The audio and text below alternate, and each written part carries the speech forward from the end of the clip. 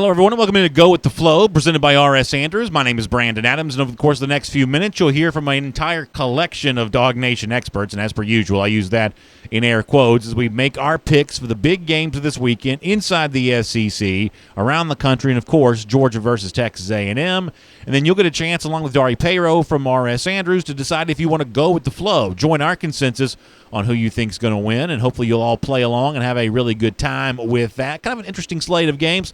A lot of SEC teams playing those cupcake games, but a few teams matched up with each other, including the Dogs and the Aggies on Saturday. And we'll cover all of that here with you here today. Jeff Sintel, Connor Riley, Mike Griffith, and, of course, as I said before, Dari Payro from R.S. Andrews. Dari, welcome into you, and how you feeling about the games this weekend? Not as good as I felt last weekend. There's a few on here that are a little tricky. Yeah, indeed, that is the case. Speaking of last weekend, before we dive into this week's picks, let's update our board, so to speak, on how the contest is going with those of us who are on the show here live each and every week. Connor Riley, myself, and Dari Payro. So big week last week for Connor. He does go 8-3, which gives him a little bit of a lead overall in our season-long standings. 59-44-1. Connor finds himself on the year. Dari, not a winning week a week ago, 5-6, puts him at 55-48-1 for the year. So a couple game lead here for Connor in our season-long standings. Me, one of my better weeks in a while, 7-4 on the week, but still trailing by a pretty wide margin here at 47-56-1 on the year. So that's the standings for us, to give you an idea of the credentials we're bringing to the table for these picks. Before we kind of dive in and look at Georgia versus Texas A&M from a point spread standpoint, let me also remind you that when it comes to true expertise, whether it be picking games or anything else, what really matters to you is the kind of expertise you need when it's a heating issue or an air conditioning issue, a plumbing or electrical issue you might be facing in your house. That's the reason why Dog Nation recommends our friends at R.S. Andrews. They will show up on time. They'll do the work that's promised for the prices promised. That's really what's been behind their success story for a number of years. They deliver smiles. They do what they say they're going to do. That puts smiles on your face. When you call them up, they'll be looking forward to delivering a smile for you in particular. So make sure you check them out online at rsandrews.com. With that said, let's talk about Sanford Stadium in Athens. 3:30. Georgia sitting as a 13.5-point favorite over the Texas A&M Aggies after pulling out a 21-14 win against Auburn last week. Of course, A&M won its home game last Saturday and covered the spread versus South Carolina. These two teams will do battle for the first time as SEC foes. The most recent matchup, you have to go back to 2009 in the Independence Bowl to find the Bulldogs and the Aggies getting together. So that's the story. Georgia favored by 13.5 points. Mike Griffith, how do you think this thing plays out from a point spread standpoint? The Bulldogs a 13.5-point favorite. That line seems big to me. I think it's too big. I'm going to take Georgia to win that game 23-17. So, Mike, with the Stegman Coliseum in the background there, taking the Aggies to keep that one a little bit close. Jeff Sintel, what do you think? 13.5, huge number for Georgia. Texas A&M's played a lot of great ball lately. They get better each week. They're running the ball better each week. I think Georgia wins this game, but I don't think they cover almost 2 touchdowns. I think more in like the 9 to 12 point range here. So a little pessimism from the Dog Nation scribes thus far, both going the side of Texas A&M plus the 13.5 points. Dog Nation daily listeners and viewers, can you bring a little optimism to the proceedings? Wow, not as much. This is a skeptical group of Georgia fans right now. Just 64% taking Georgia minus the 13.5. Obviously, respect here for Texas A&M in the early going. So the flow thus far is with Texas A&M, and maybe most significantly the fact that Dog Nation daily listeners and viewers not exactly diving in and taking the home team here. Connor Riley, your thoughts on this game? So part of me really wants to take Georgia here because everyone is going to be taking this Texas A&M team. I think we're going to see this a little bit later with Ohio State, Penn State, but this is a big number here with 13.5. The weather for this game is supposed to be pretty bad. The one time Georgia hasn't covered recently, other than the South Carolina debacle, we've all agreed to never talk about again. Yeah. Was that Kentucky game, which was played in the rain, and it was, a sloppy sort of control the game kind of game, and I think we're going to see something similar play out here. So as much as I want to take Georgia just because everyone is picking A&M, I feel compiled. I feel like I have to take A&M here. So it must be close to the end of the week because just like clockwork, I am slowly but surely talking myself into taking Georgia when at the beginning of the week I wasn't there at all. I get the argument for A&M, I really do. When you look at ESPN FBI, they have this as number 5 Georgia versus number 15 Texas A&M. So that ranking right there does not necessarily scream 2-touchdown spread. If you care about FEI from Football Outsiders, they have it as number 7 versus number 23. Not quite as generous for the Aggies, but nonetheless a battle of top 25 teams. If you're curious, with A&M at number 15 at FPI, that's just one spot behind Notre Dame. We certainly saw how that matchup for Georgia worked out a little earlier in the year. However, here's kind of where I kind of come a little bit more excited when it comes to the Georgia part of this. If you want to go back to ESPN FPI for a moment, Georgia is certainly the favored group in both of the sides of the ball here. Georgia the number 5 defense, A&M the number 32 defense. Believe it or not, according to ESPN FPI, Georgia even has the better offense, number 14 compared to number 29. A couple other numbers that really matter to me for this game. Go back and look at earlier games this season for A&M against good defenses. Texas A&M rushed for just 53 yards against Clemson, just 56 yards versus Auburn. We've said before that Georgia is not on upset alert if the opponent's not rushing the football. And against better teams this year, that's not what Texas A&M has done. You know, a year ago in almost this exact same spot, Georgia taking on the number 15 team in FEI Auburn, Georgia won that game 27-10. As a 13-point favorite. Is Georgia really that much worse right now than they were this time a year ago? Now, you may say they're more banged up along the offensive line. You may say they're more fatigued from having played what is generally thought to be a tougher November schedule. I'll listen to you in all of that. However, my eye test, though, does not say this Georgia team is all that much worse off than Georgia was a year ago in this spot because no receiver had a big game for the Dogs a year ago. 84 yards from Terry Godwin led the way. The one weakness you think Georgia has right now that didn't exactly show out in a big way against Auburn a year ago. Georgia's also 5-4 in its last 9 SEC games when favored by 13 or more points. Not a huge number, but also not a big problem in covering 2-touchdown spreads. I am a lot more in favor of Georgia on this than I thought that I would be, and it's really the rushing yards or the lack of them for Texas A&M against good teams that makes me feel the most comfortable about that. So I'm okay kind of being on an island right now, taking Georgia minus the 13.5. That is a little bit of a flyer, but nonetheless, that's the flyer I'm going to take. The flow, though, is on the side of Texas A&M. Dari, you want to go with the flow? I'm going to go with the flow. I'm going to take the Aggies to the point. The Aggies like to control the clock and grind out drives. Georgia likes to do the same, so this is a good matchup for the Aggies. I did see some stats on what you're referring to with the rushing. There was 4 games on the year that the Aggies have failed to hit 125 yards rushing. 3 of those 4 they lost. The only one that they actually won was against Arkansas. Yeah. But anybody can beat Arkansas. I like Georgia to win this game. I think it's just going to be a slow, control the clock type of game. Senior day, probably the last time we're going to see DeAndre Swift suit up for the Dogs at home. Maybe it's 50-50 on Fromm, depending on if he goes to the draft. Here's a couple notes for this game, though. The Aggies are 11-5 against the spread versus a team with a winning record. Okay. And Georgia is 2-5 against the spread in their last 7 home games. Yeah. Those are 2 very good numbers. And, Dar, the other good number that you bring up there, and I think this is going to matter for us later on in the show when we get into the total expected points with our over-under pick for Georgia, Texas A&M. You think, kind of offensive-minded coach and Jimbo Fisher, that A&M might play a little faster than it does, but you're right. The deliberate pace that Georgia enjoys, Texas A&M enjoys just as deliberate a pace, if not at times even a little bit slower. These are 2 teams very comfortable to run a limited number of plays and play at a pretty slow pace, are they not? Oh, yeah, no doubt. Very, very similar in how they control the clock. Yeah, so that'll be a fun thing to kind of keep our eye on there. So a little bit of a split decision when it comes to Georgia and Texas A&M. Me and the listeners take the Dogs. Everybody else taking the underdog, Texas A&M, plus the 13.5, watching and see how that plays out. We'll have more Georgia, Texas A&M talk before we're done on today's show. Let's turn our attention now, though, to the team that can clinch the SEC West and become Georgia's opponent in the SEC championship game if it beats Arkansas. Of course, they don't have to cover the spread to do so, but we talk about things from a point spread standpoint, and it's quite an eye-popping number here. LSU, the home team, 43.5. It is favored over the Arkansas Razorbacks right now. A gigantic number within SEC play. Mike Griffith, can LSU cover that big of a number? Yeah, I think that's too many points, too. I'm going to go with LSU 41, Arkansas 13. The Razorbacks, they got to play for pride at some point, right?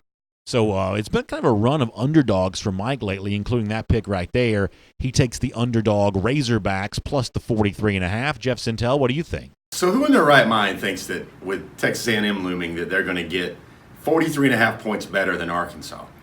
I do. Someone who has seen Arkansas play a lot. I like LSU to cover that number. So Jeff Sintel on the side of LSU. Dog Nation Daily listeners and viewers, typically they would have some respect there for LSU, and they do here to the tune of 69%, more than 2 out of 3, taking the LSU Tigers here minus the 43.5 points. Connor, you and I were actually talking about this before the show began. I mean, it goes without saying that Arkansas is terrible. They wouldn't be favored by this much if they weren't, but 43.5 is just a lot of points. What do you do with this? Don't bet this game. Yeah, that's first of all, that's probably pretty good advice. But since I have to make a pick on this game, I'm going to pick LSU. I think this Arkansas team stinks. They're tacky. I hate them. And the one other time they were a massive, massive, massive underdog this year was against Alabama. I think this LSU team's going to have something to prove after, a very leaky oil kind of game against Ole Miss, where Ole Miss sort of ran the ball all over them. I think they're going to, Mike said they're only going to score 41 points. I don't think putting up points is going to be a problem for this LSU team, but I do think this defense is going to want to come out motivated, and I do think LSU is going to cover. And I just, in good faith, am so done with this Arkansas team. I'm not picking them to cover a 43.5 point spread. So I'm going to take Arkansas, and part of this is a contrarian play because if you saw our standings to begin our show here on Go With The Flow presented by R.S. Andrews, I'm behind. I need to get back, and this is a game I feel like I can potentially get back on, but I also think there is at least a legitimate case to be made for Arkansas plus 43.5. I think it's a big difference in, say, 43.5 and 41.5. Given the fact that 42 is kind of a key number when it comes to these really, really large numbers. Connor mentioned problems for Arkansas against Alabama this year, but they did cover as 35-plus point underdogs in 2017 and 2018 against Alabama. So they've kind of been here before and found a way to at least keep it a little closer than the number suggested. The other game that screams at me when I think about this LSU-Arkansas game as well is Ohio State-Rutgers from a couple of weeks ago, where I believe on the road, Ohio State was about a 50-point favorite against Rutgers. Much like Arkansas, that's a team with an interim coach. That's a team that had nothing to play for. But it's just really, really hard to cover that big of a number. I expect LSU to be motivated. I think they want to play better defensively after what happened last Saturday against Ole Miss. I get all of that. This, for me, is simply just the really, really large number. LSU hasn't even covered a 35-plus point spread since 2015. There's just not that many opportunities, especially in SEC play, to beat an SEC team this bad. I think the value is on Arkansas, even though I don't think they can hardly lift a finger against LSU right now. Maybe a contrarian play, but I need one to kind of close the gap a little bit in our season-long race. So I will take Arkansas, but the flow is on the side of LSU. Dari Payro from R.S. Andrews, do you want to go with the flow? I am not. I'm going to take the points in Arkansas, and I can't believe I'm taking Arkansas. I mean, this team, I think, is just trying to end the season as quick as possible. But they haven't lost this year by 43 points to anyone in any single game yet. Good number. I think LSU is going to jump out fast,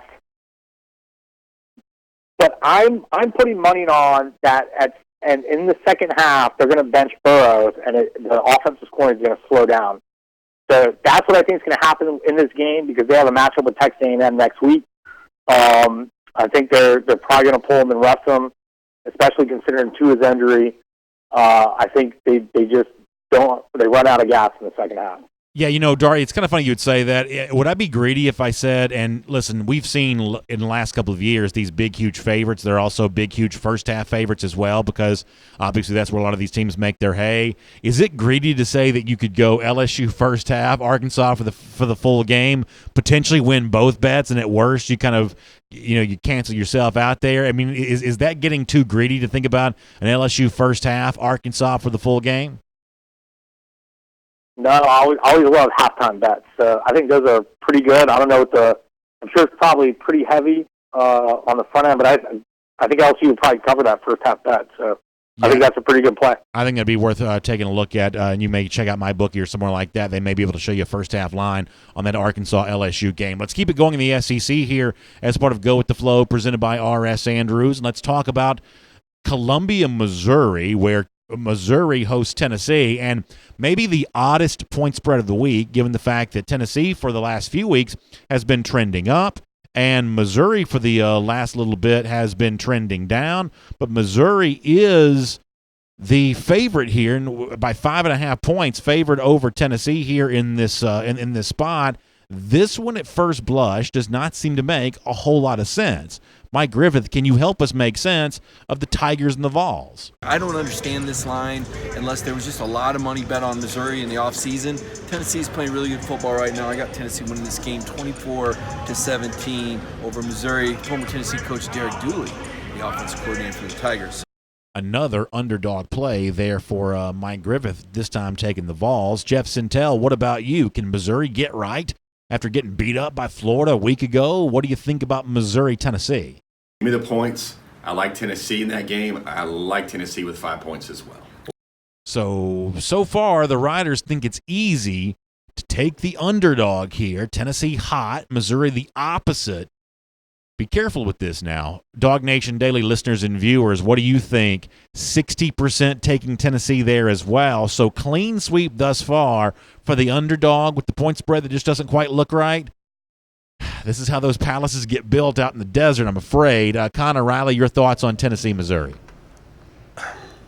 This line stinks. Yeah. It makes no sense. It absolutely reeks. This Tennessee team, and I will give them credit here, has been playing very well. This Missouri team, on the other hand, has not. Yeah. Missouri does get them at home, so I do think that moves it a little bit. But I think more people would think Tennessee would be the 5.5 point favorite here instead of Missouri. Tennessee is the squarest pick on the board this week. And I'm going with Missouri again, just like Baylor last week was the squarest pick on the board, and they were very much not a square. They were a very live dog. Give me Missouri here in the 5.5, other than the fact that Vegas is clearly trying to tell you something here with Missouri being a 5.5 point favorite. Yeah, I think I'm actually seeing this one pretty clearly, and let me see if I can kind of lay it out this way. Missouri, according to the analytics, is the better of the two teams. Now, it's hard to sort of figure that out because Missouri's been a streaky team of wins and then a streaky team of losses. Tennessee, kind of the exact opposite. Losses to begin the season, wins as of late. It can be really difficult to sort of follow these trends and decide what exactly is Tennessee really, what exactly is Missouri really. Well, according to the analytics, Missouri is just slightly better. 27th in FPI compared to Tennessee, who's 35th.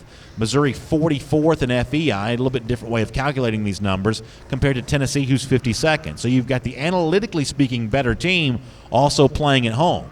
That's where the numbers come here in favor of Missouri. However, I know what some people watching right now are going to scream at their device, and at first blush, this seems like a good argument. Yeah, but Tennessee's motivated. They're playing better right now. They can get a win here. They can get a win at Vanderbilt. That'll put them at, I think, 7-5 for the season. That puts them over their Vegas total of 6.5 for the year. They've got motivation on their side.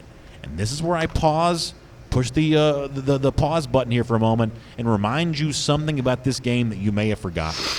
There may not be two teams in the SEC East right now that hate each other more than Tennessee hates Missouri. Barry Odom, I believe, cannot stand Jeremy Pruitt because Jeremy Pruitt, back during the offseason, allegedly was trying to get players to leave Missouri and come to Tennessee. Now, they've sort of kissed and made up publicly about that, going back to the SEC media days in July. But a lot of this stuff behind the scenes is, kind of still what it is.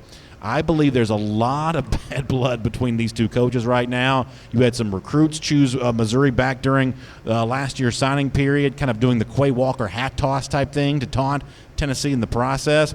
There's bad blood over on both sides in this game, enough, I believe, to motivate Missouri playing at home, analytically speaking, the better of the two teams.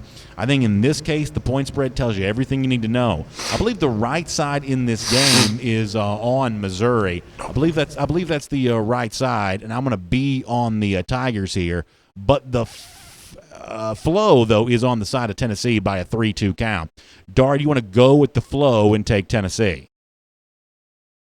Go with the flow. I like Tennessee here. Missouri's It's only scored 27 points in its last 4 games. Tennessee's been playing well. They're getting better as the year goes along. Both these teams are 1 win away from a bowl game. I'm just going to take the points with the team that I think is better right now, and that's Tennessee. That's fair enough. That's a fair enough argument for sure. I think this is actually, I think, a pretty interesting game because of the bad blood that I said that exists here, and to see if these trends that have been alive the last few weeks continue. I know I'm a bit of an SEC guy, but to me, this is one of those SEC games I'm actually pretty curious about seeing. We'll talk about some national games here in a moment. Before that, though, let me remind you that Go With The Flow is presented by R.S. Andrews.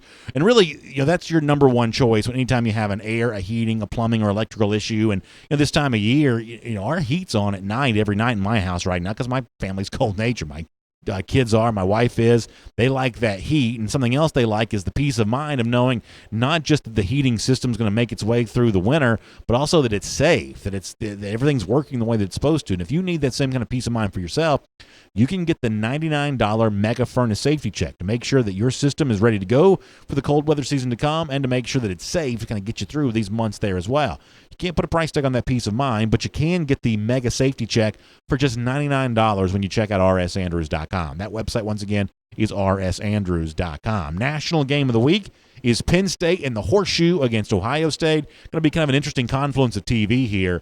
This is the big noon Saturday game on Fox. This is also ESPN College Game Day, so you may have more big-time, over-the-air broadcast network television cameras in one spot than you'll ever get, in any other time. Obviously, a lot of attention on this game. The Buckeyes, who have been a juggernaut all year, are an 18-point favorites there in Columbus. Mike Griffith, will let you start us off with the Nittany Lions and the Buckeyes. Way too much. Penn State still thinks they've got a shot. I'm going to take Ohio State to win the game, but not by 18. Ohio State 31, Penn State 28. It has just been a flurry of underdogs for Mike Griffith as of late. Really contrarian plays, which may not be all that much of a surprise, but very, very interesting picks from Griffith overall here. Jeff Sintel, what do you think about Ohio State, Penn State? Sooner or later, those Ohio State Buckeyes are going to have a struggle win. And a struggle win for the Buckeyes is going to be somewhere around 17 points. I don't think they cover that 18.5. Give me Penn State and those points. Little Ohio State doubt creeping in right here in the heart of SEC country. That's probably not that big of a surprise all the way around, I guess, to be honest with you. Dog Nation daily listeners and viewers, we got Ohio State doubters from that group. Yeah, boy, a lot of folks expecting a turnaround game. Was it 70%? That was the number, 70%. I expect Penn State to cover the 18 versus Ohio State. It looks like a huge number. It's a gigantic number. Connor Riley, is it the right number? Absolutely, it's the right number. Fortune favors the bold here. And a lot of people are going to look at this and think, there's no way the number 2 team is 18 points better than the number 8 team. But a few weeks ago when Penn State went on the road and played Minnesota, they got shredded by Minnesota quarterback Tanner Morgan. Now they have to go play Justin Fields. I think it's going to be a huge day from Fields. Ohio State's getting Chase Young back. Penn State has not seen a defense of this caliber all season. I know 18 points is a lot, but that line wouldn't be where it was if Vegas wasn't trying to tell you something here. I think Ohio State wins big here, and I think they really put an exclamation point on where they are at this point in the season. Give me the Buckeyes, even with those 18 points. Yeah, I'm going to go Ohio State as well. And for me, the Buckeyes are a freight train right now. From a pick standpoint, I'm legitimately afraid of them because I've picked against them a couple times, and I couldn't have been more wrong with that pick. So eventually, Ohio State may not cover a number, but I'm going to kind of use Dari's line about Alabama. He always takes the Crimson Tide. I am going to go with Ohio State until they don't cover a number, especially against this Penn State team. In James Franklin's era as Nittany Lions coach, they are 2-3 against the spread as a double-digit road dog. Do have an outright win versus Ohio State in 2016, and back in 2014, covered a 13.5-point number in a 31-24 loss to Ohio State there. However, around that, some kind of ugly games. Last year as a 13-point dog, lost 42-7 to Michigan. Go back to 2015 as an 18-point dog, lost 38-10 to Ohio State. As Connor mentioned with the Penn State schedule, I mean, which one of these games really sort of indicates to you that Penn State's a legit team? Is it 17-10 versus Pitt? Not for me. Is it 17-12 at Kinnick Stadium? That's probably the best one of the Nittany Lions have on the year, but boy, I don't know. Did not cover the number against Michigan in a 28-21 win back in the month of October. Lost to Minnesota. Squeaked by against an Indiana team that we'll talk more about later on in the show. I just don't see the signature win for Penn State that makes me think, oh, they're ready to go keep it close against an Ohio State team that is hungry right now. So I don't think 18 points is too much here at all. I just think, as I said before, Nittany Lions are in a real trouble to get run over by what I believe is kind of an Ohio State freight train at the moment. So, Dari, I'll be wrong eventually, but for now, I'm on the flow with Ohio State. Do you want to go with the flow as well? Yes. I'm going to take the Buckeyes. I think they continue to roll. Here's the question just to think about. Has a top 10 ranked Penn State team ever been a 3-score underdog? Great question. Great question. I don't think that's ever remotely close happened in the history of football. So that says everything that you need to know. Fields has 41 touchdowns on the year, 31 passing, only 1 interception, and he's completing 69% of passing, a completion percentage. Penn State defense is going to get worked. So this game is more about can their offense keep up, and I don't think so. Chase Young is back. Ohio State's defense is legit. And here's another stat for you. Ohio State has won every game this year by 24 points or more. I think that continues this week. Yeah. And I think they just gear up for the big game at the big house.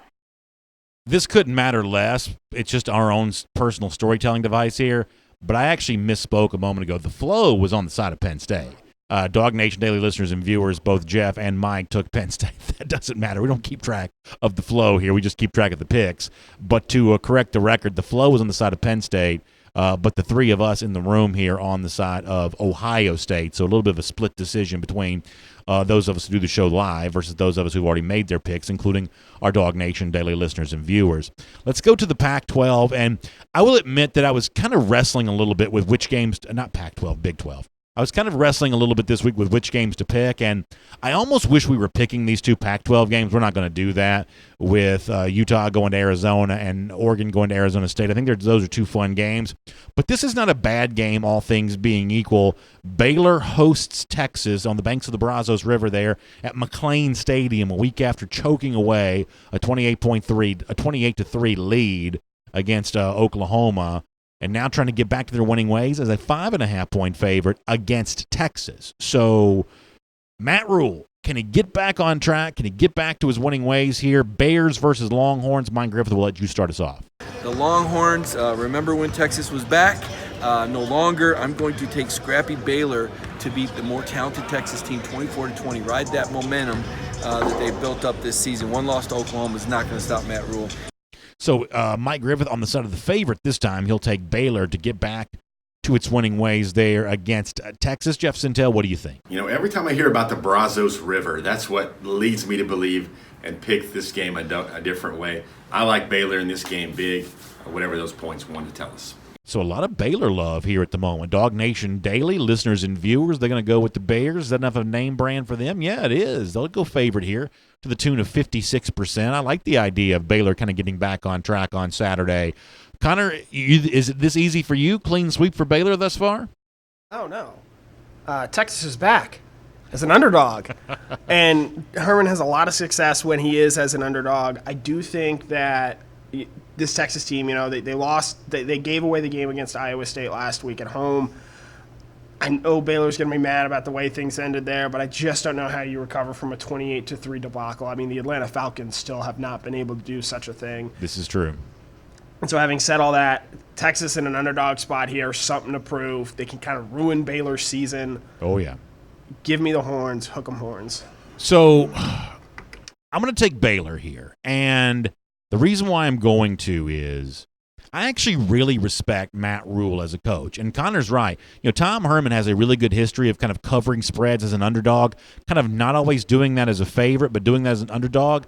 I don't know that Matt Rule is susceptible to being outcoached here. First of all, it was Baylor a year ago that covered the spread in a 23-17 loss at Texas. Longhorns were favored 14 that day, and Rule found a way to keep it close to the Baylor Bears. Also, listen to this number when it comes to Texas. They are 4-5 against the spread this year against Power 5 teams, and 3 of those covers were outright losses. So by that standpoint, in 9 Power 5 games this year, Texas has either lost outright or failed to cover the spread. I mean, there's no way to sell that other than anything other than it's a massively disappointing season for Texas. Below the surface, this is not a very good team right now. Off of losses a year ago, and I'm only going to count 2018 because Baylor was obviously terrible in 2017. You can't read too much of that. Matt Rule was 2-2 against the spread off a loss in 2018. That's not a great number necessarily, but it's, I guess, at least a data point to consider here. So given the fact that I think the Baylor defense is still really good, even though they got torched by Oklahoma, given the fact that Texas right now, I believe, is just not a very good team overall, and given the fact that I think that Matt Rule is a pretty good coach, including last year, keeping it closer than the experts would have thought against the Longhorns in Austin, that's enough for me. This is less than a touchdown. I think that's not a huge number. The crowd may be pretty depressed in Waco this week, just given what happened a week ago, but it may not matter. I'll take Baylor over Texas minus the 5.5, and that puts the flow on the side of Baylor. Dar, you want to go with the flow and take the Bears? I'm going to go with the flow and take Baylor. This is one of those tricky games for me. I could see it kind of go either way. The visiting team is covered for the last 5 games that they played, which would lean towards Texas. However, Texas has lost 3 of their last 5 games, and they've failed to cover in 3 of their last 4. This one I've kind of been torn on, going back and forth all week. I'm going to go with Baylor, and that they bounce back and cover this game.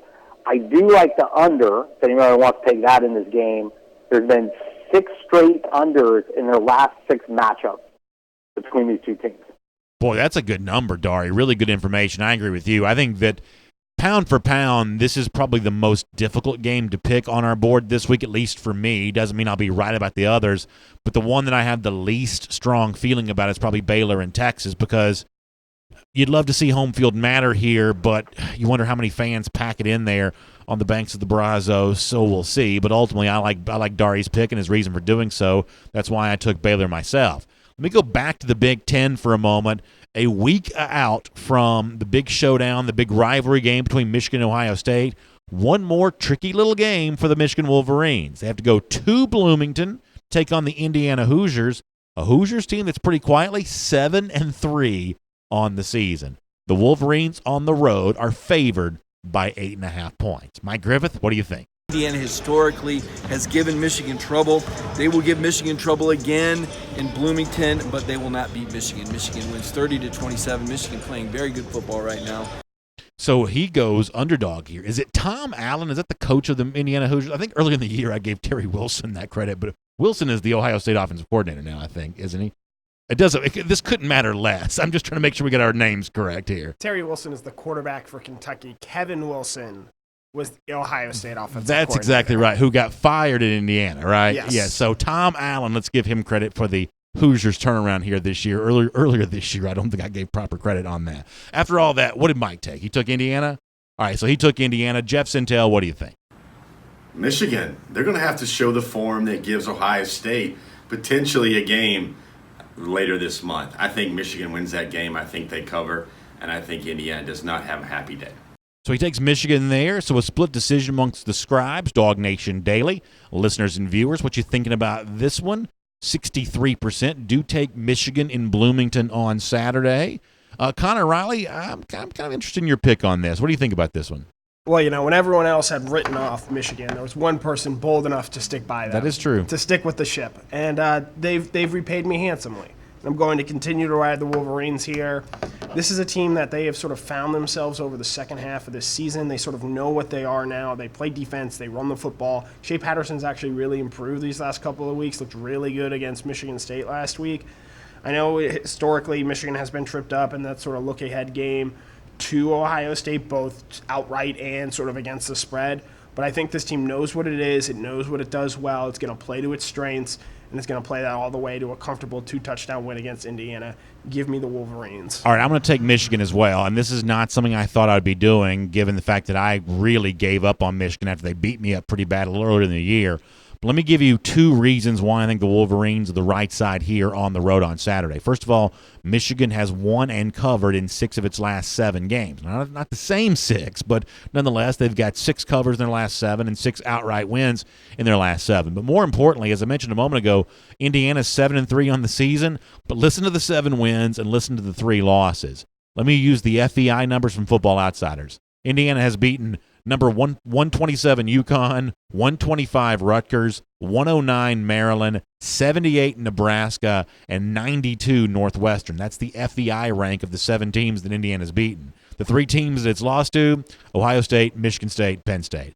So when they've played someone with a pulse, Indiana has lost. Now, Indiana is 2-1 against the spread in the 3 games that it's lost, but the 2 covers were against Michigan State and Penn State. And frankly, I think the fact that Indiana covered against Penn State says more about why Penn State has very little chance against Ohio State on Saturday than it really does anything else. So Indiana has been really a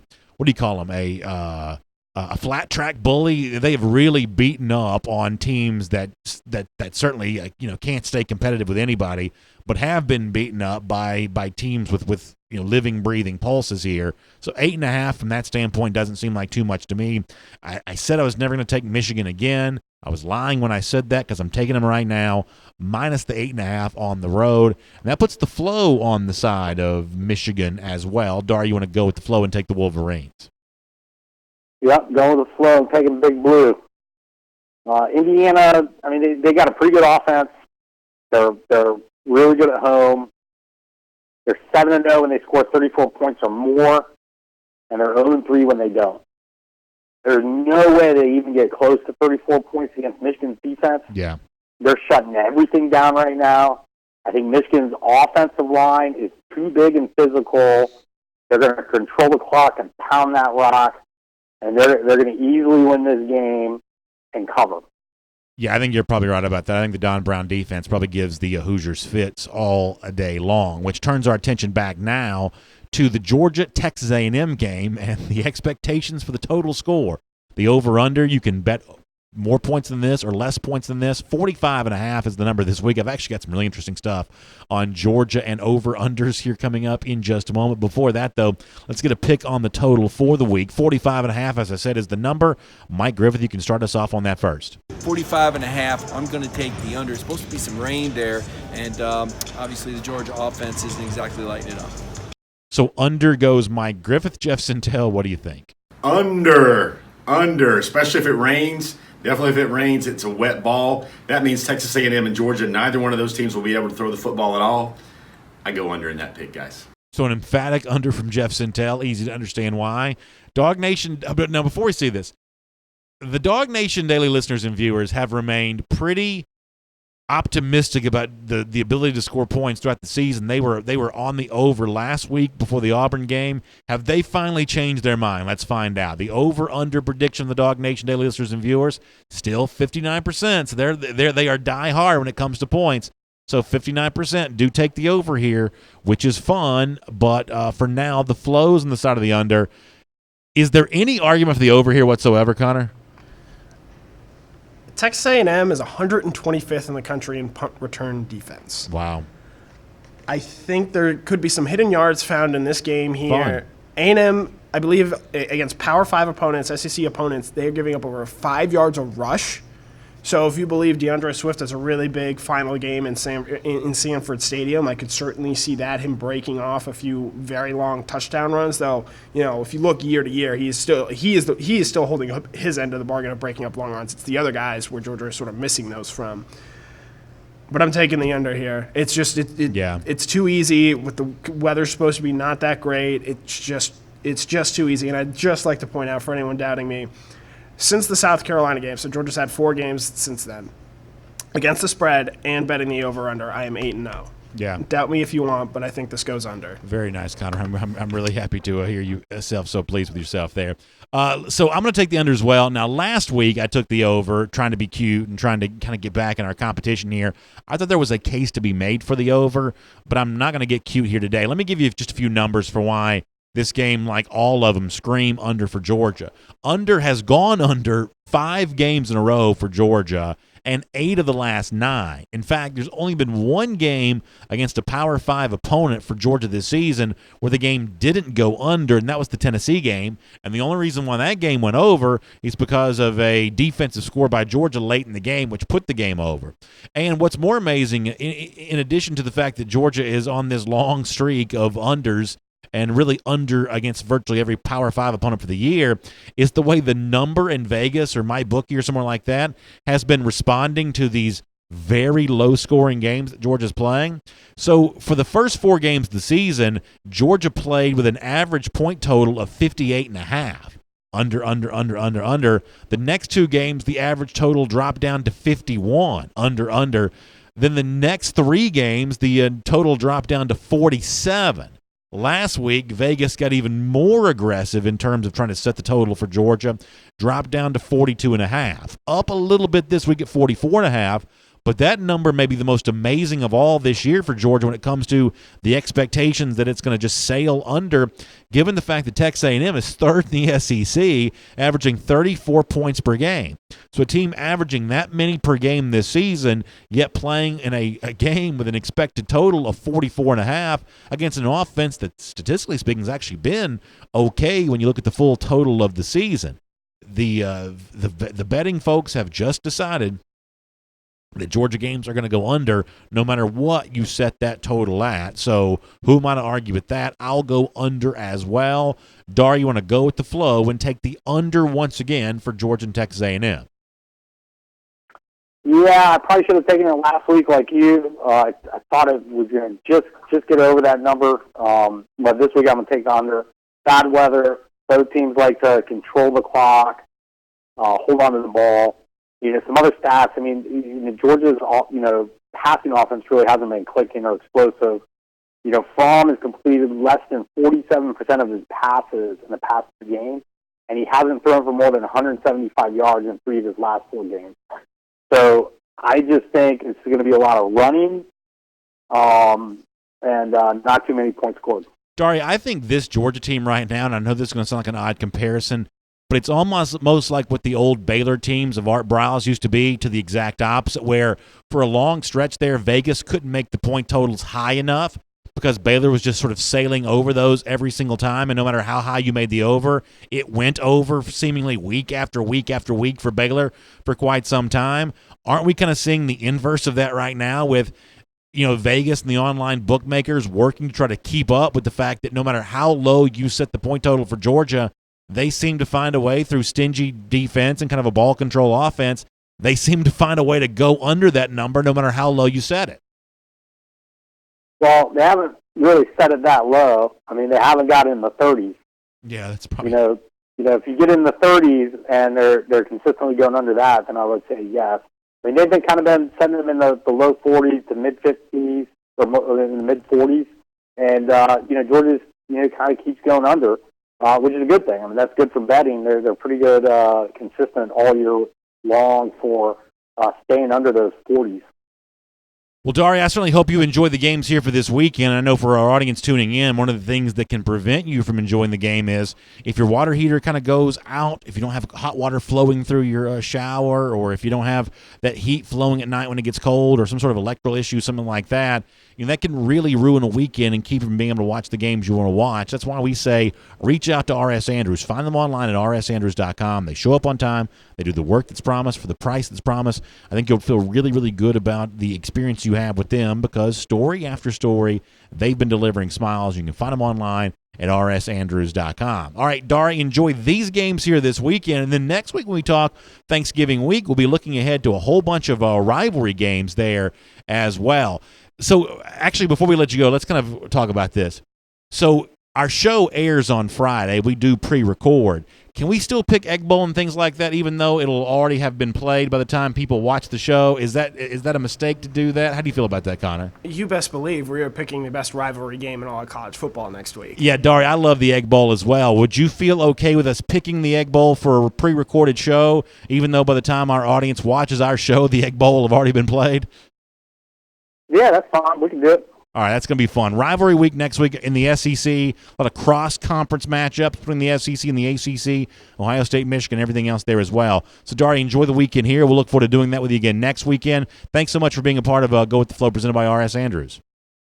Yeah, definitely. You guys have a good weekend. Go Dogs and run the table. That's become one of my favorite parts of the week when Dari gives us the run the table. And by the way, thus far, that's exactly what Georgia's been doing. And if you want to kind of go on your own run here as well, the point spread data that we provide for you is presented by our friends at MyBookie. And when you listen to us make our picks, especially me making mine, I know many of you say, well, I can do better than that. Well, then put your money where your mouth is and get that big-time first deposit bonus with our friends at MyBookie. You can get up to $1,000. You can get your first deposit doubled, but you've got to use the promo code DOGNATION. That's all one word, spelled the way it's supposed to be, DAWG. Use the promo code DOGNATION, and then after that, you play, you win, you get paid. But you've got to find MyBookie. Just type it in your browser, and the internet will do the work for you, and then use the promo code DOGNATION for a big first deposit bonus. All right, thanks so much for being here with us on Go With The Flow, presented by R.S. Andrews. We will be back again next week to talk about all the big games. And, of course, good luck with your own picks here this weekend. And we'll look forward to speaking to you again next week at this very same time.